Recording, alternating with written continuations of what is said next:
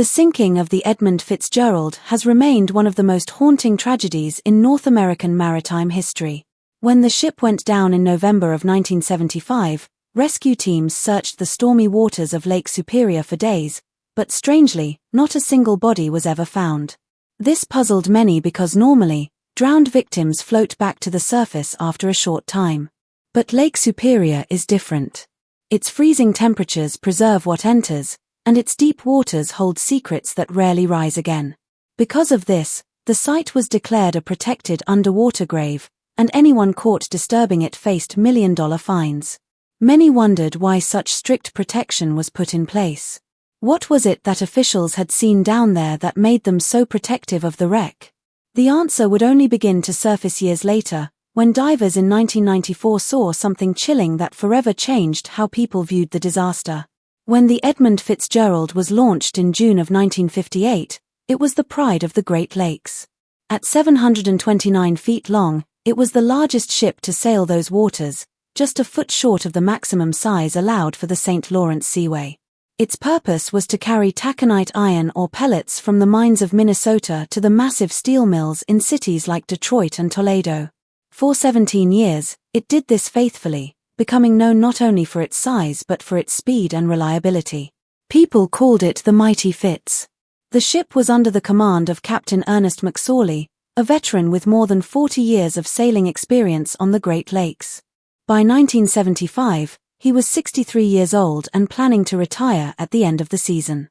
But before stepping away, he agreed to take the Fitzgerald on one last run. On November 9, 1975, the Fitzgerald left Superior, Wisconsin, carrying over 26,000 tons of taconite pellets bound for Detroit. Another ship, the SS Arthur M. Anderson, sailed with her. At first, the waters were calm, but within a day, conditions changed.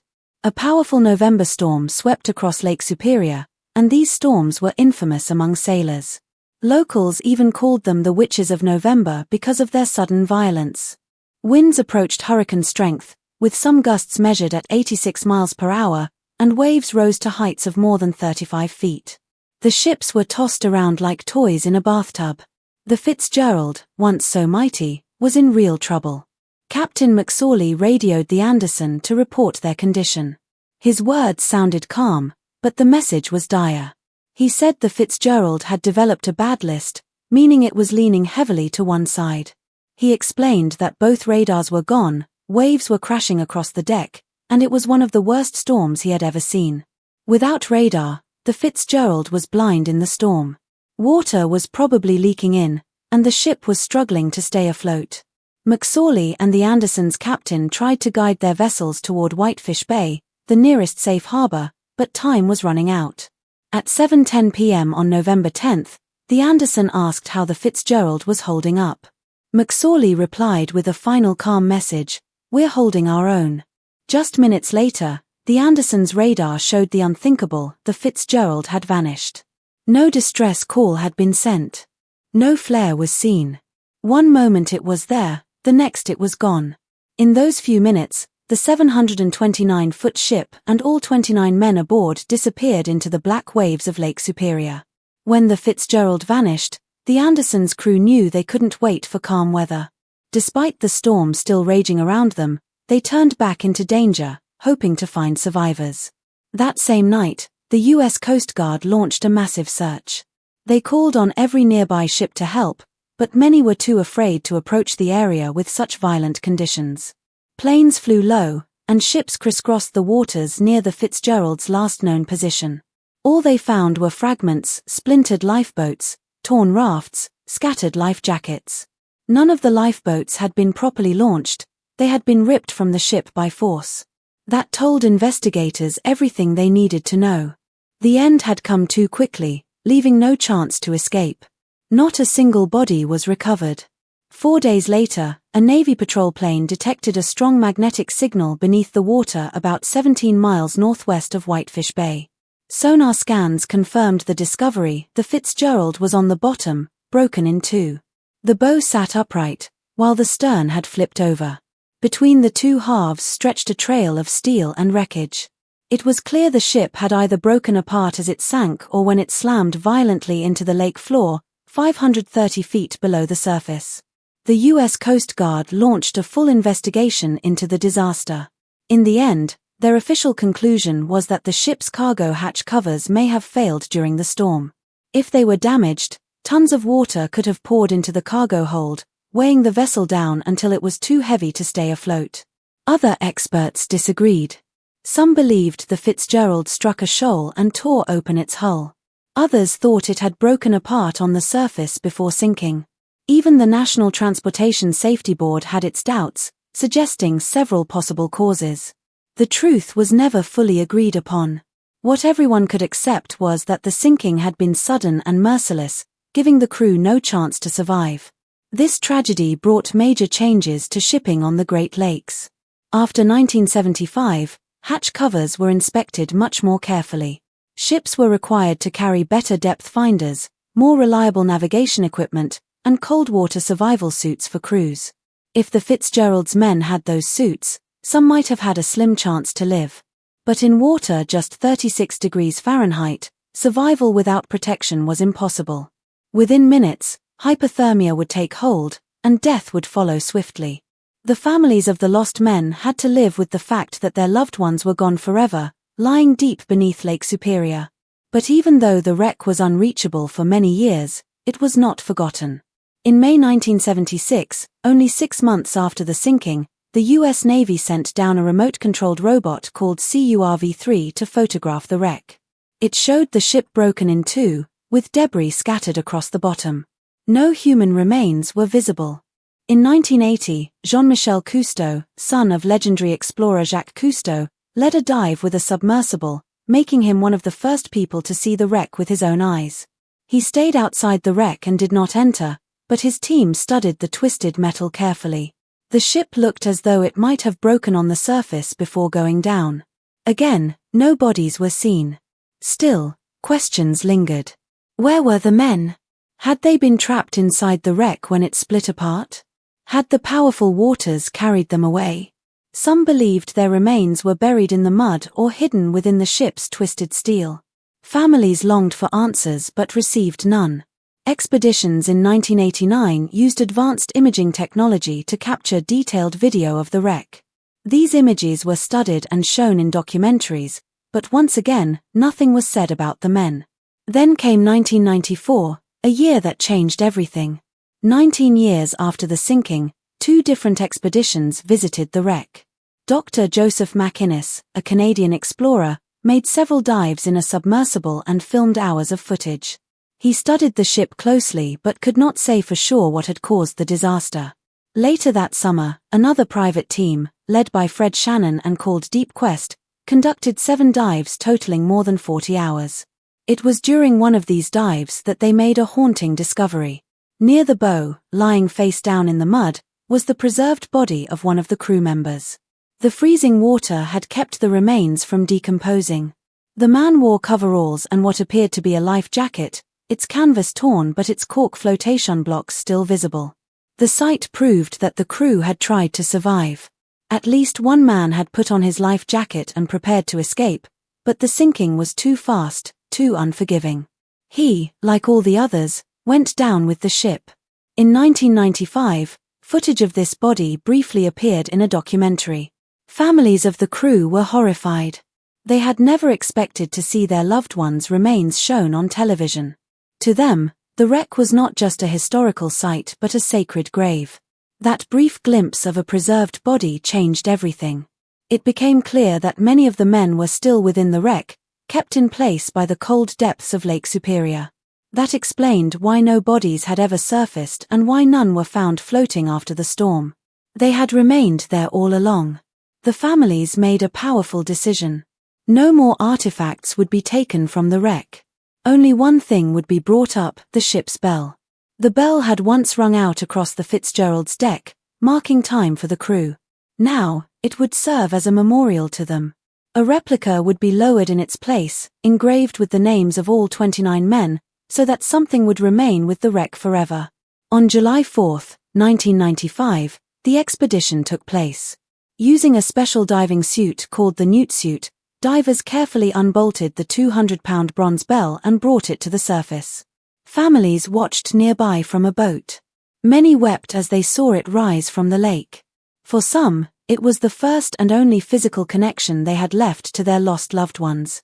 The bell was later placed at the Great Lakes Shipwreck Museum at Whitefish Point, Michigan, where it still stands today. The story of the Edmund Fitzgerald is more than a tale of a ship lost to a storm. It is a reminder of the power of nature and the fragility of human life against it. It is about the mystery of what truly happened that night, the unanswered questions that will never be fully solved, and the enduring grief of the families left behind. Lake Superior still holds the wreck and the men who went down with it, guarding them in its icy depths. To this day, no one knows with certainty why the mighty Fitz sank so suddenly.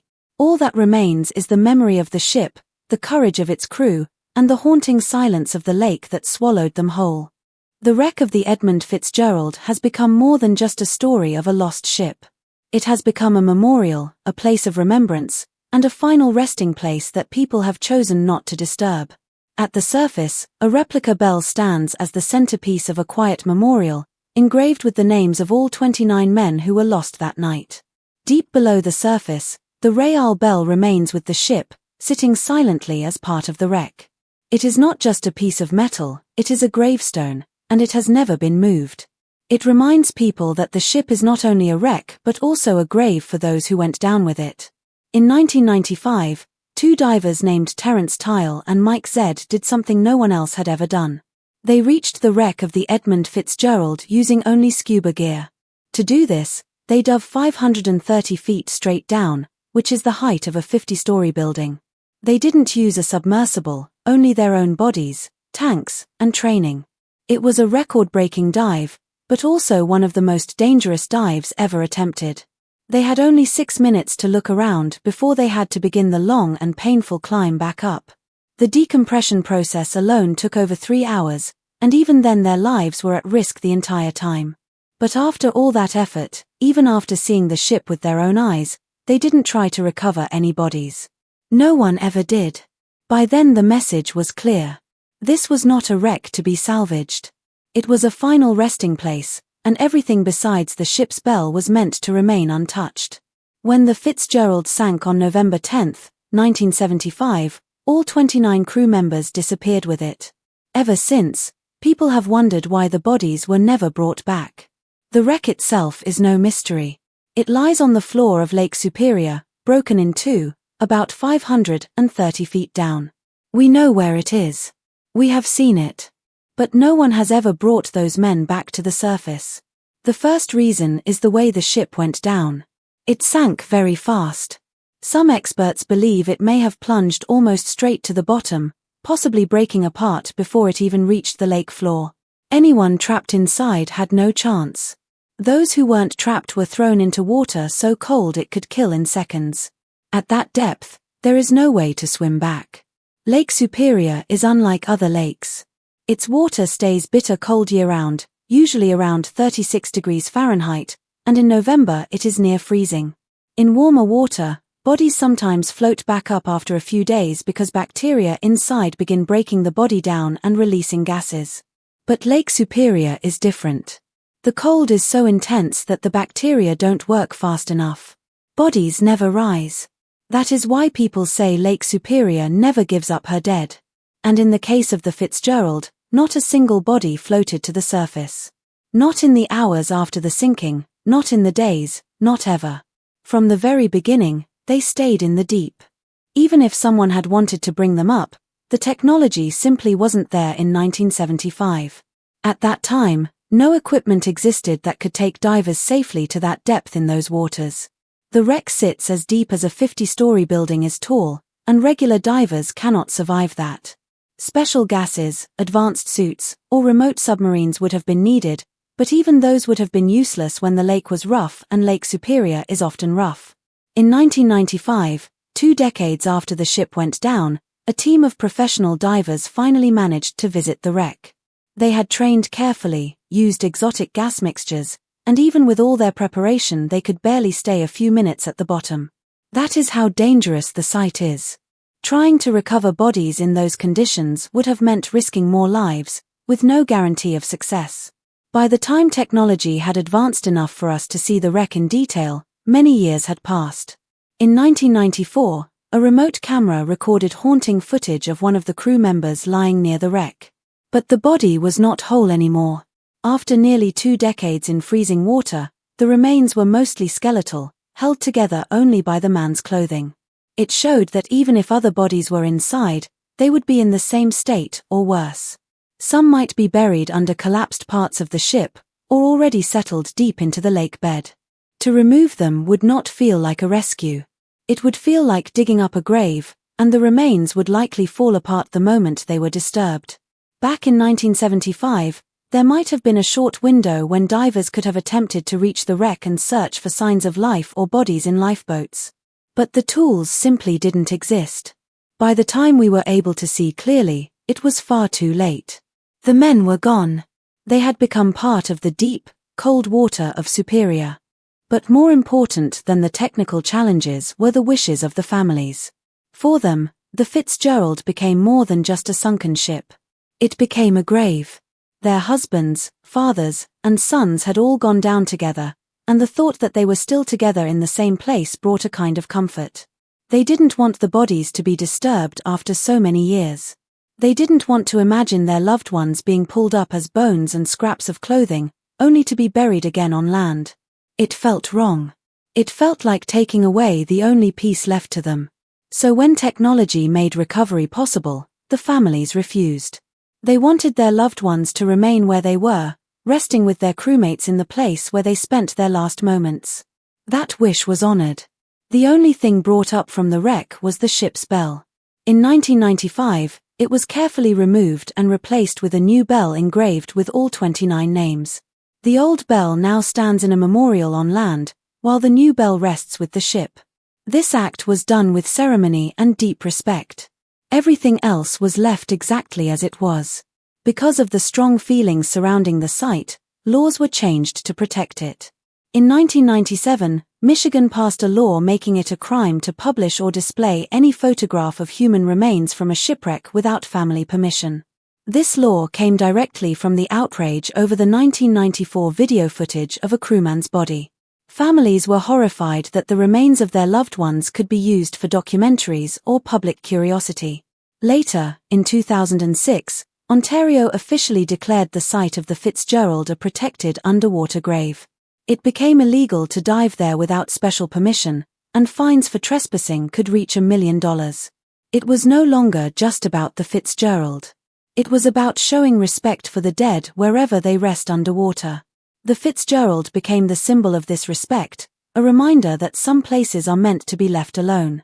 The reason the bodies of the Edmund Fitzgerald were never recovered is not just about depth, cold, or technology. It is about peace. It is about letting the men remain where they fell, together, undisturbed.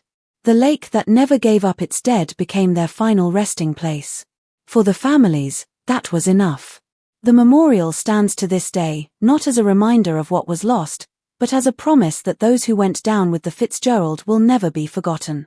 Their names are carved in stone, their bell rings in silence, and their bodies lie in the cold, dark water of Superior. The shipwreck remains untouched, a grave protected by law, nature, and memory. It is a story not of recovery, but of acceptance.